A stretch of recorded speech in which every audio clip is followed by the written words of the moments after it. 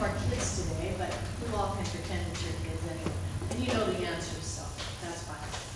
Question. Do you know what our local Episcopal church camp is called? Living Waters.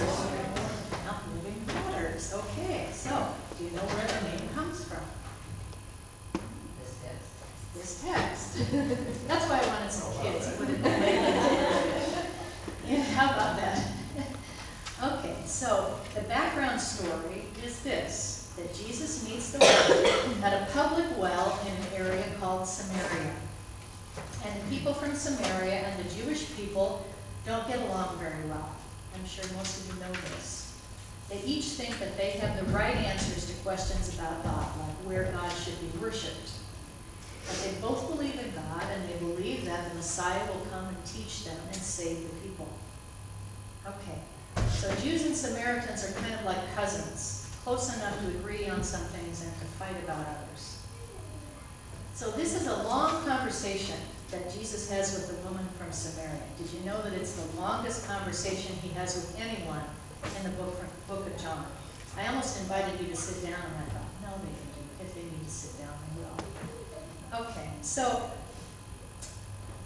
but was it hard to follow? Was it kind of confusing in spots? Was it? Not so much. Well, anyway, I have created something to help you focus. Can someone help pass these out to me?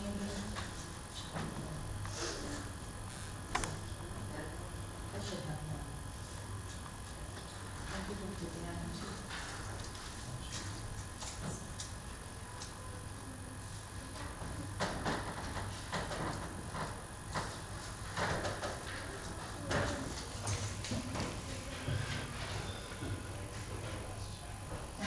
I'm sorry. Well, all ages, and that means really too. So Earl said, now I have to put my glasses back on. As you are getting this, Eric, you want to zoom in on this. This is a spiral that I created.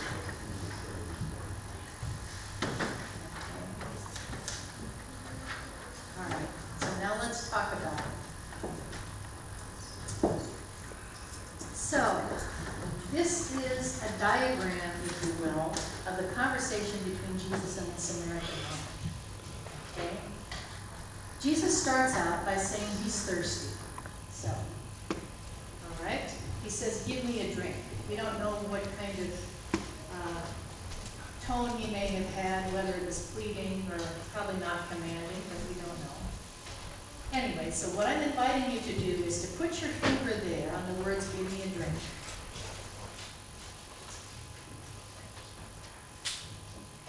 Okay. So we might imagine that somebody else would start out making small talk, right? Okay, but what might be an example of small talk that he skips right over? How are you? It's hot today. It's hot today, the weather, that kind of thing. Okay, well, he doesn't do that. He jumps right into the conversation. But still, it's kind of a public kind of thing. You know, give me a drink, everybody drinks, right? Okay. So, but maybe he's too thirsty to make small talk.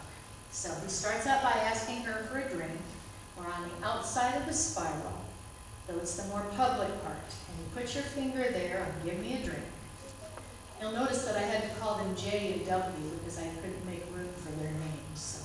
So, all right, so what does she say next? I have an excuse, but I am a Samaritan. Yeah, so kind of an excuse. You know, what do you want from me? I'm a Samaritan and you're a Jew. Okay, why are you asking me for water? So move your finger to that response. Then it's like Jesus is saying, but I'm not just any Jew. Speaking of water, if you knew who I was, you'd be asking me for living water, and I would give it to you. Okay, so their conversation is becoming less public, right? If somebody comes to the well now, that person wouldn't know what they're talking about. Of course, she hardly knows what they're talking about either. So move your finger to Jesus' response. You could ask me for living water. And even if she's confused, she doesn't walk away. So she responds, You don't have a water bucket, so where do you get that living water? So move your finger to her question, where do you get it? And Jesus responds to her, this water that I'm talking about is different. Okay? If you drink from living water, you won't be thirsty again, and it will give you life that bubbles up inside you forever. So, move your finger to Jesus saying, my water equals no thirst and eternal life. And that sounds good to her. She says, I want it. So move your finger to I want it. Then for some reason, Jesus says, go call your husband. So move your finger there. She says, I don't have one. Move your finger there. Jesus says, you're right, and you've had 5 husbands. Now she's had a hard life. She's lost her husbands due to death or divorce. But how does Jesus know? So move your finger to true, and here's your life so far. Then she knows that he is special, that he must be a prophet because of all that he knows about her. She says, sir, I see that you are a prophet. So, where should we worship? We worship on this mountain, but you worship in a different place in Jerusalem, on the Temple Mount. And Jesus says, God is spirit, and we must worship in spirit and truth. It's like Jesus is saying, God is everywhere, right? You worship God here, you can worship God there. Okay. So she feels at this point more and more drawn in, closer to him.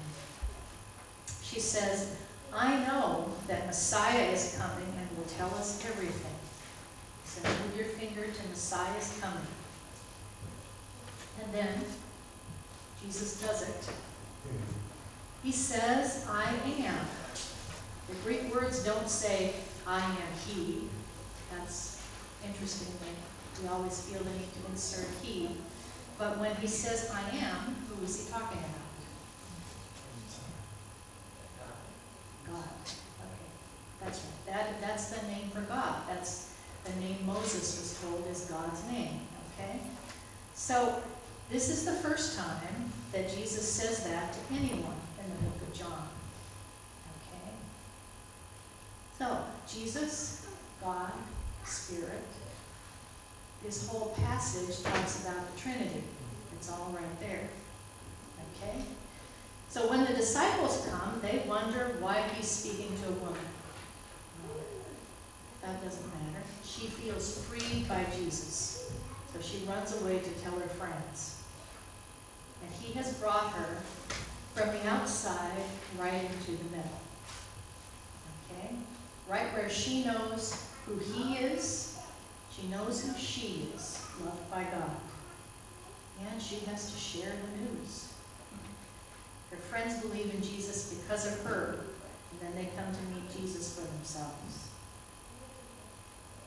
So, I guess you know this already, but that's why camp is called Living Waters, because that life bubbles up inside us forever.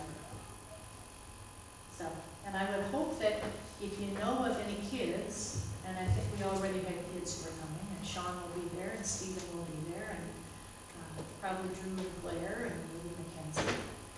But please tell your friends. It's a wonderful, life-changing place. And nobody's on the outside. Because like in this story, Jesus brings all of us into the middle. So feel free to keep those.